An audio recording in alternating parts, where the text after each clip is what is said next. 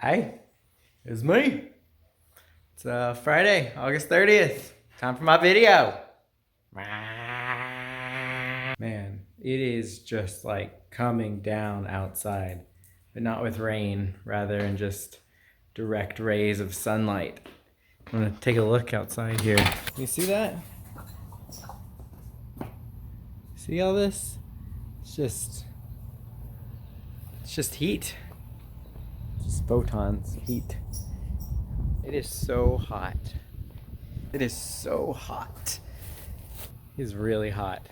I'm now standing in the sun and I'm probably gonna start sweating pretty soon. So do y'all actually know like why we have seasons? So I thought I did till college when I took an astronomy course and I learned that the stuff I was taught in elementary school wasn't in fact correct. I knew it had to do with the tilt of the axis of the earth, that we're, tilted on an angle towards the sun.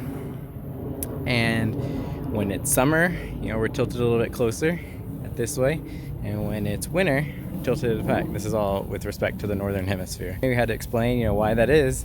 I said, that's because you're just that much closer to the sun, and that little bit of distance can affect the temperature. And it turns out, no, that's not the case. It does have to do with the tilt, but it has to do with the directness of the sun's rays. So if you imagine the sun as like a flashlight shining rays of light, when you're tilted towards it, those rays of light are straight incoming and hit. And when you tilt away from the sun, you have like a larger surface area, and so those rays are less direct and you get less heat. There's a lot of these like misconceptions that you often like almost make fun of people for having. Sticking in the theme of astronomy, like there's a lot of people that were taught in school that the moon phases are because of the Earth's shadow shining on the moon, which is not true at all. It has to do with the relationship of where the sun is in position to where the moon is. And there's so many stuff like Christopher Columbus. Like I think it's pretty well known now that Christopher Columbus didn't in fact think that the Earth was flat and was trying to disprove that, or people of his time didn't. I've heard a lot of these, and some of my favorite ones are like the people that think unicorns are a real animal. They've gone their whole life thinking like, that's like it's just a horse with a horn. I mean, there's rhinos exist, all these things exist. Like, what's so crazy about a unicorn? It got hot walking around in the sun, so I came to the shade swing. The most crummy thing about it is, really, you can't ever know what you don't know. So trying to figure out, if the things that you know are in fact true or not is impossible.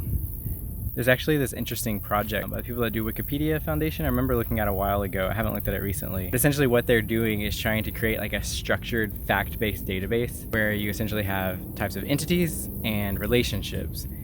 And they're all standardized in such a way so that like entities would be, city.